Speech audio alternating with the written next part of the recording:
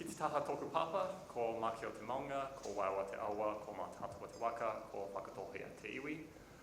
Ki te taha tōku mama, no tairana oku tupuna. Ko Punahamoa tōku ingoa, ko kai rangahau atamai hanga aho. Nō reira, tēnā koutou, tēnā koutou, tēnā koutou katoa.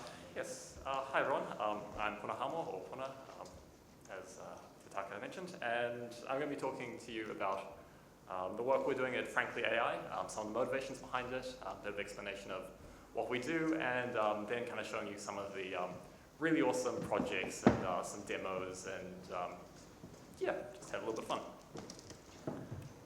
So at FranklyAI, we're all about consultation, finding information from the communities and seeing, working with our clients to see how they can benefit the communities. And as a lot of speakers yesterday and also today have kind of demonstrated, it's really important to have really good data which represents the communities. These conversations about bias have been really interesting, and public consultation traditionally has been done by things like online surveys, tele-surveys, sometimes even face-to-face interviews, all these sorts of things. And these, they're all good. They each have their pros and cons, but we like to see how we can use AI to try and improve the process, make it more streamlined for both the researchers as well as the people actually taking part in the surveys. Let's face it, no one really likes a tally survey. Everyone's pretty sick of, if you strongly agree, press 1. If you agree, press 2, and so forth and so forth and so forth. Doing this for hours, a little bit of a nightmare. So in order to get better data, we need to remove the barriers that prevent people from interacting, from providing their opinions, their whakaaro. And so we have identified kind of 4 main barriers which need to be broken down to allow for better consultation. So digital divide, survey fatigue, availability, and language and culture. I'm going to be focusing mostly on number 4 for this kōrero, but still need to go through all of them. So with the digital divide, being a young Māori in the tech space, you kind of often forget that technology isn't quite a second nature to many people out there, particularly in the older generation.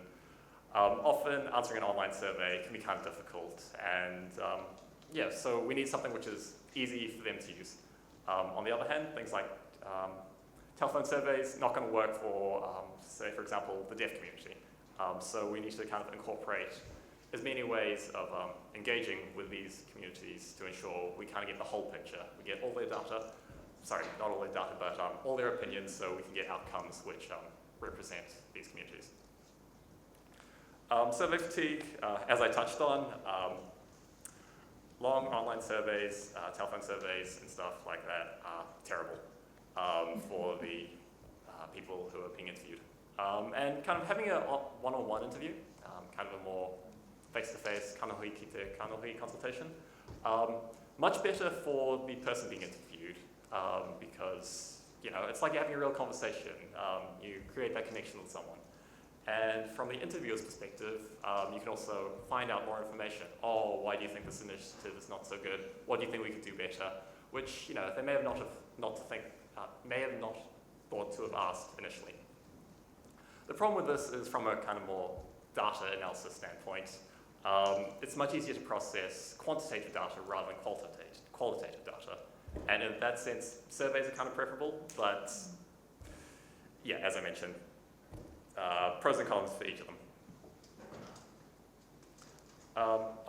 So ideally we want a tool which kind of has the, still retains the ease of quantitative analysis, whilst ideally having the feel of a more conversational interaction. Next is availability. When you're talking to someone via interview, this takes a lot of time and resources. If you have a couple of interviewers, getting around a whole community could take a while. They have lives outside of their mahi, and need to let them do that occasionally. But with an AI tool, with something online or something like that, it's massively scalable. You don't have issues with, are we going to be talking to 2 people? Are we going to be talking to 200, 2,000 people? Yeah. Cost effective and permanent. Also ongoing, lower maintenance costs are quite important if we're doing something online rather than using people. And language and culture, which I'm going to be touching on for the rest of this talk. Obviously, this can be quite a large barrier to engagement. If people aren't as familiar with English, they're obviously not going to be as represented in surveys which are done in English. This isn't just for Māori, but this has also been relevant in our Pacific communities and our Asian communities. And luckily, frankly, we're a very diverse team, so we have representation across a lot of New Zealand's demographics represented within us, so we're able to go out into these communities and also kind of, I guess, finger the pulse a little bit, see what works for each of these separate communities. So, what exactly is Frankly? So Frankly is a conversational agent offering many different ways to engage with different parts of the community. We are not a chatbot. We try to distance ourselves from this term because chatbots are generally more focused around a single task and people tend to have terrible interactions with them. And yeah, we are definitely aiming to be more conversational.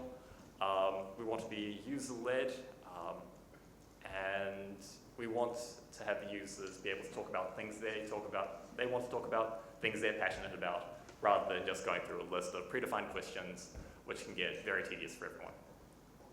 So, yes, addressing these previous 4 barriers. Digital divide, we try to make things as easy to use. We have, at the heart of it, we have, Frankly, is simply a conversational window, but with our team of devs, we have a plethora of different sorts of integrations to use for different parts of the communities, and I'll give you some demonstrations of those later. Quite interestingly, in terms of digital divide, we often think about the older generation. We've found that actually the 70-plus demographic actually really likes being able to have someone to talk to. The younger generations often try to break it. They have these kind of preconceived conceptions of what it can do, what it shouldn't be able to do, and all these sorts of things. But yeah, the older generation often have these long corridors, spend long time planning out their answers, and just have a great time in general. Survey fatigue, as I mentioned, open conversations, people talk about what they want to, and then once they've had a good conversation about what they want to talk about, then they'll be more open to talk about what you want to talk about, anything that they've kind of missed, any topics which still need addressing. Availability, as I mentioned, massively scalable. It doesn't matter if you're talking to doing an engagement for 2 people or for 200 or 2,000 or however many more zeros you want to add. And in language and culture, yes, trying to develop things so that they have the same capabilities in English and for Māori, and try to have it operate in a culturally sensitive manner. So here's a quick demo of a conversation I had with it. I'll leave my mouse. I will say I made this demo before I realized I was a speaker at a conference. This is kind of coincidentally collecting feedback from the conference. And so as you can see, I can talk to it in both English and Māori, and it understands what I'm saying. And there's a few things in here which I'll address later on, but I can ask it to change into Te Reo Māori.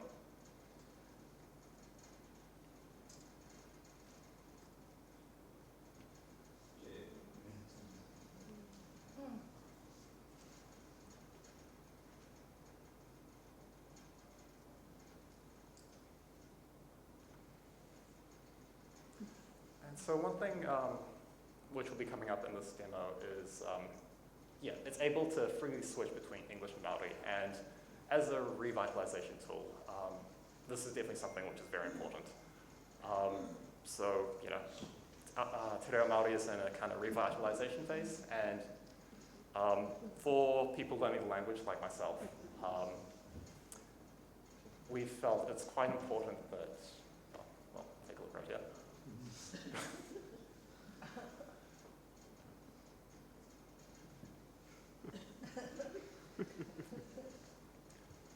Yeah, when we're going through our conversations, we found that there's quite a few people who, oh yeah, I'm going to try this thing out in Māori.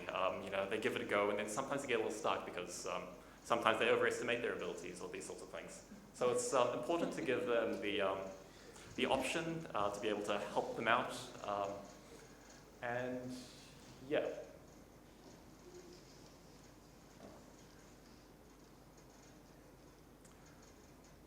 And so yeah, once again, even though Frankly is talking in English, we can reply in Māori, and the conversation can be continued fine.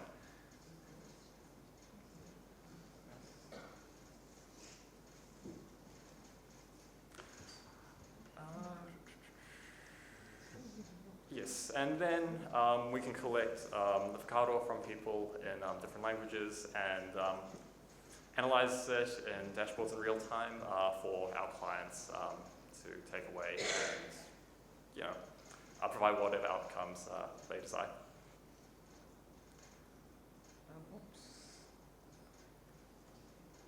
Okay, so designing bilingual conversation. Firstly, designing conversations is very difficult. Trying to design them in multiple languages adds kind of another layer of complexity. So when you talk with someone, you kind of have a preconceived set of expectations of how the conversation is going to go, how they're going to interact, and when you're trying to build something from scratch, you kind of sometimes need to think about what does a bad conversation look like, and from there kind of work backwards. And from our time, me and the devs, with our time designing conversations, these are a few of the things which we've realized that need to be addressed or considered. Firstly, when designing conversation in English.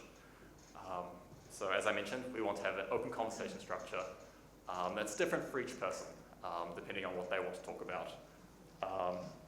Tone is obviously very, very important. If you're talking about a serious matter, you don't want to be like, hey, that's great. One of the things we kind of joke about within the team is if someone says, I want to kill the Prime Minister, you definitely don't want it to say, hey, that's great. You want to have a very tonally appropriate response. And so, we need to make our responses often kind of generic, but also we often use tools like GPT-3 and sentiment analysis to try and tailor our responses to be as appropriate as possible. Level of language. Sometimes consultations are done about technical things. You may not be talking to technical people. Often need to kind of bridge that gap and figure out what sort of language you want to use. Reacting to users' replies. Yeah, I kind of touched on that briefly. Fully scripted. This may seem like a bit of a downside, but you don't really want to let an AI on the loose and just talk about whatever it wants to talk about.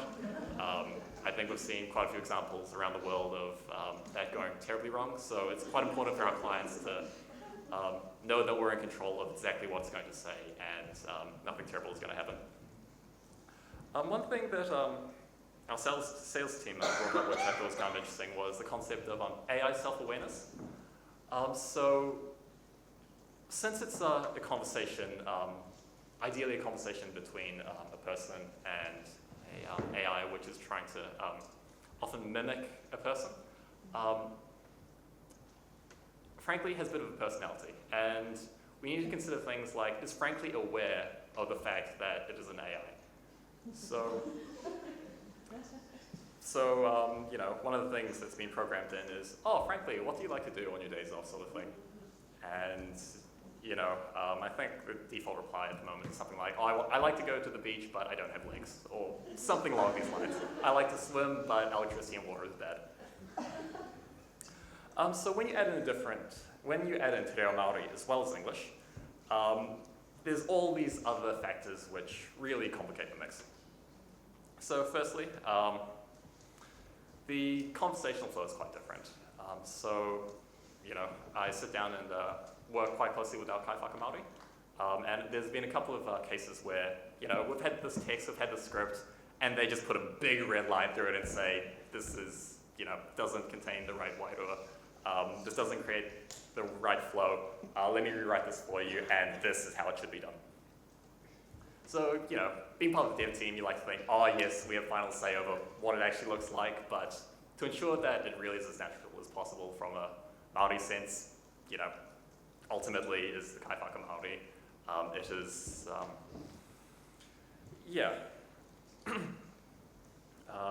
dev team is definitely kind of following their lead for that.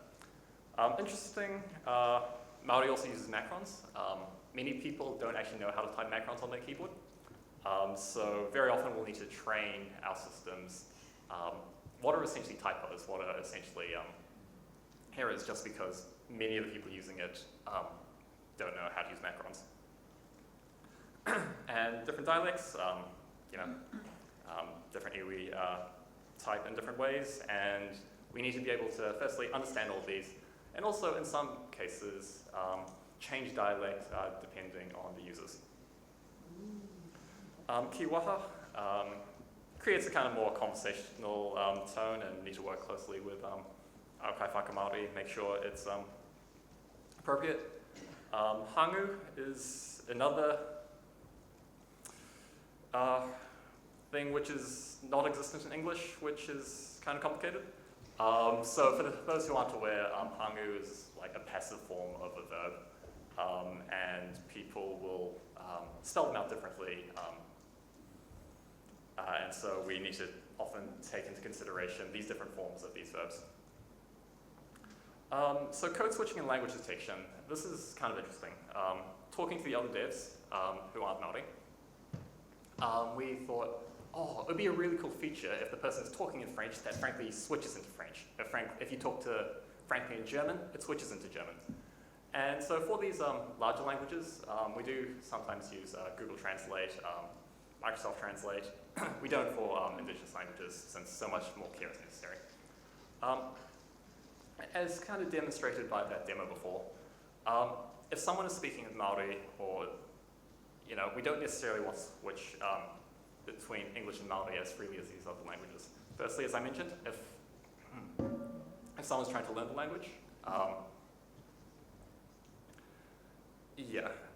that can kind of be counterintuitive somewhat. Also, in New Zealand English, there's already a lot of code switching happening. Lots of people put, ka pai, mahi, and these sorts of words. And it would increase the chance of incorrect switching. Hey Matt, can I get a glass of water, please? Oh, cheers. So yes, these are just some of the considerations between English and Māori. When we do work with other languages, we have a separate set of considerations which we need. And we have a big document.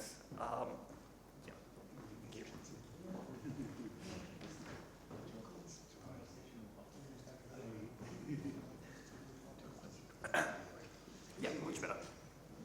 So when we operate in different languages, we have a different list of considerations where we work with those translators to figure out what's important and kind of what technical changes we need to make. So, I'm going to show a couple of demos. Some of them, unfortunately, are just pictures because, don't want to do any live demos since that is always scary and things always go wrong. So this was a kind of small demo we put together for if we wanted to hear some stories from kids. Your kind of standard chat window, quite intimidating, and also really not fun, really not colorful. So this is one thing the devs that we put together. Very bright, very colorful, very reminiscent of your kind of old 8-bit games. So the users can walk around, interact with different objects, and when they want to have a chat, we can bring up a window and have some basic conversations with them. And I was recreating here a amusing interaction we had with a 10-year-old, I think it was a 10-year-old Māori boy who was coming in to have a little play around with one of our systems. The question was, ko te aha ngā mahi ngaho kia koe I te kura? Which essentially, what do you like doing in school? He said, pangaro, without an acronym On the A, which we had to deal with. So mathematics. And Frankly replied with, he miharo te pangaro kia ho I te mea ko taku ao katoa I hangai ai e ngā kores me ngā tahis. So rough translations is, math is amazing to me because my whole world is made up of zeros and ones. So this is one of the instances where this conversation was built up by our kaiwhaka Māori. Jokes don't translate very well when you move between languages. So this was just one instance of, them having a little bit of fun. As you can imagine, kores with an S, pluralization like that doesn't work in Māori. So one of the projects I'm most proud of, one of my favorite ones, we've been working very closely with the University of Auckland. So they had a student services chatbot on their page to help out with, how do I enroll for this course? Where is my class? How do I find out my GPA? Just pretty much any question relating to the University of Auckland. And as you can imagine, as many of you will probably remember, university, there's so much stuff on, so much kind of content you need to filter through, trying to find out where your answers are, trying to figure out who you need to talk to, and all these sorts of things. So the University of Auckland built this chatbot to try and kind of streamline the process. And they came to us and said, can we make it speak Māori? Can we make it speak all these other languages? So at the moment, we have it operating in Māori, Samoan, and Mandarin. And we're currently working on Tongan, and Vietnamese is also just on the horizon. So it's not on every University of Auckland webpage at the moment, since it is a continuous process, and not all the content is there. We're still kind of catching up to the English chatbot at the moment. But if you go to certain pages, you'll see this little blue icon and a nice little hash pop up, and this kind of blue window on the right will pop up if you click on it. And with the drop-down menu, you can select whatever language you want to speak. And yes, you can ask it, you can either click on the buttons to navigate it, or you can type in whatever partai you have, and it'll hopefully be able to answer your question. So, I mentioned we don't like the word chatbot. This is the University of Auckland's kind of child to begin with, so it's fine. But it's much more difficult to be kind of conversational in this sort of application.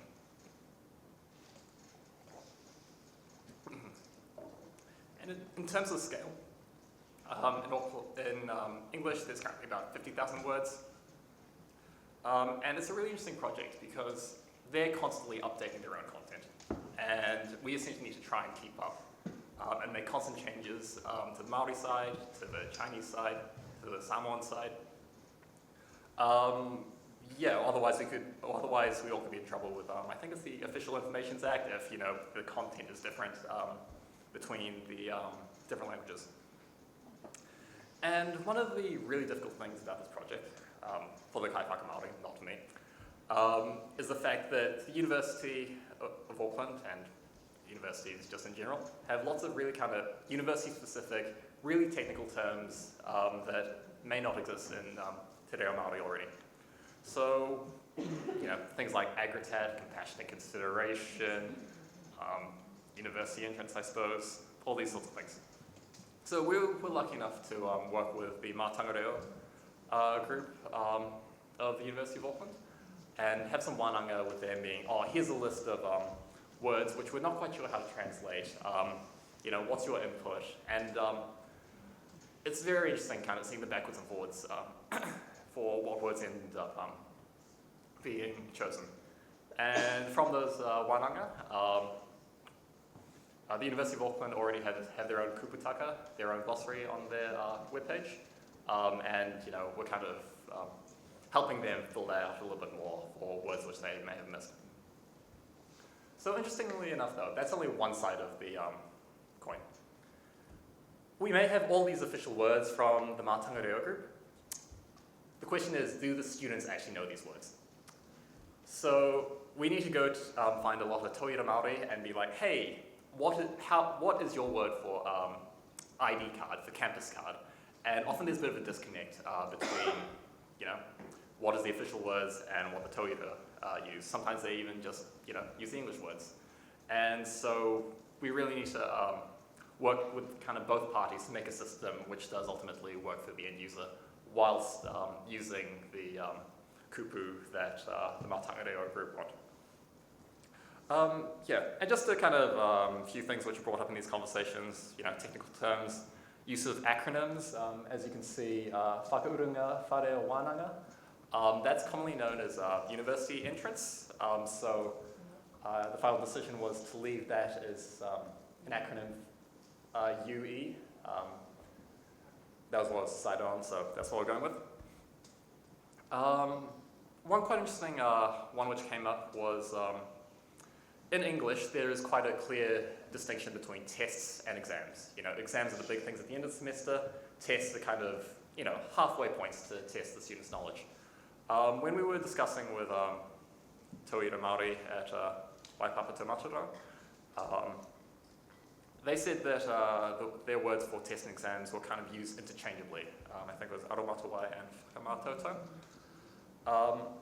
And the problem was, from an English perspective, the protocols were different already within chatbot. So, if you are sick for an exam, this is what you do. If you're sick for a test, this is what you do.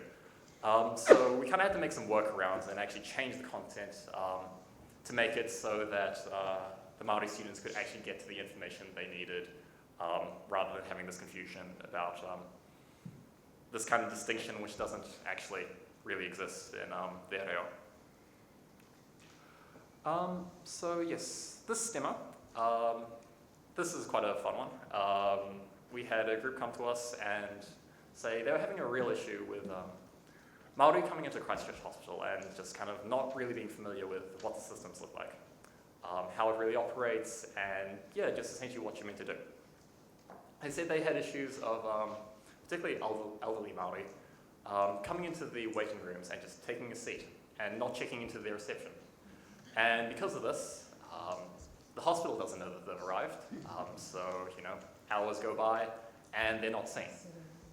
So we were kind of asked, how do you address this issue? Like, is there a way that we can use technology to kind of familiarize them with, what to expect? And so we put together this demo, a 3D demo, and we're using some APIs from the fine folk at Te Hiku Media. Hopefully I'm not stealing their fire from their next kōrero, but, why not? So, start this up. Tēnā koe, he ata mai hana ahau, e pai ana kia pāwhiri koe, I ngā korowheta, kia whakamahi rānei I te hopuro, ka kōrero mai ai, kia patohia mai rānei mā te patopaki.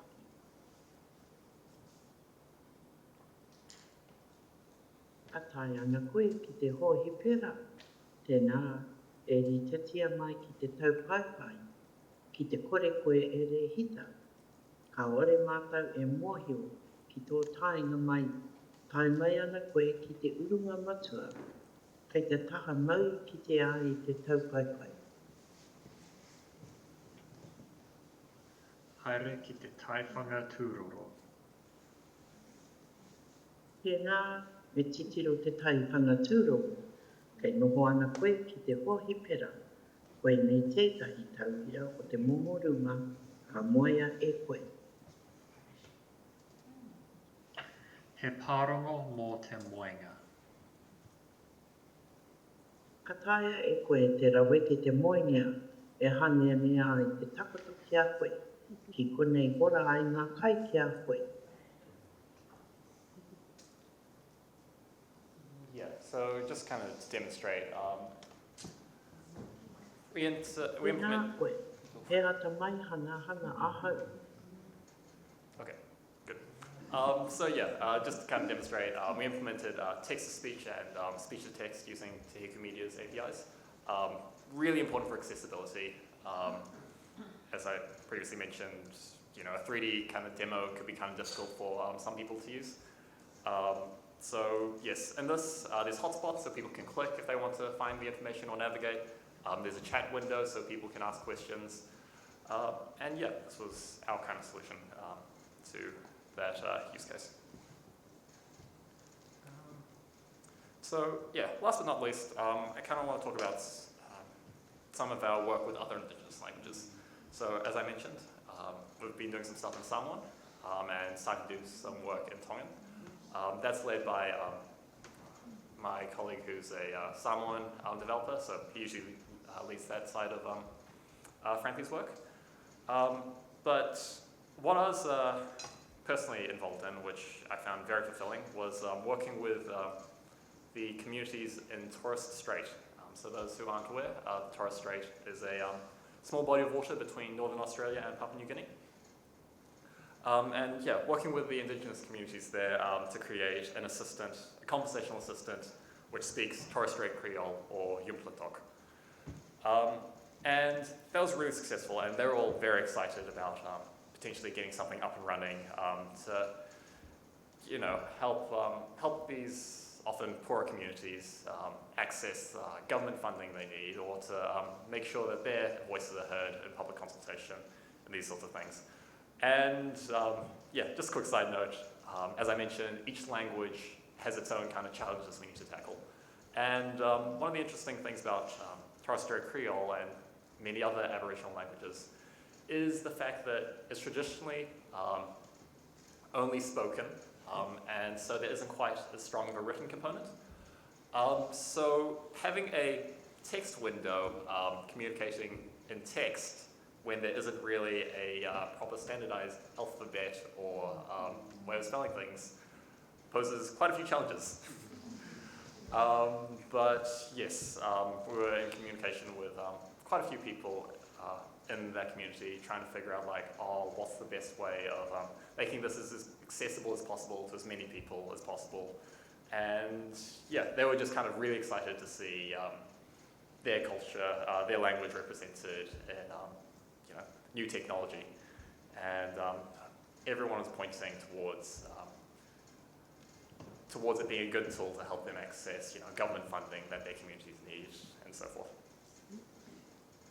So yes, in summary, FranklyAI bringing new insights to decision making and focusing on how we improve equity in community outcomes, contributing to revitalization through the use of Te Reo Māori in digital spaces, and also taking some of our knowledge and toys to play with to other indigenous communities and languages to help them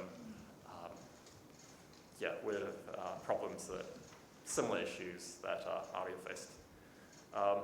Nō reira, tēnā koutou, tēnā tātou.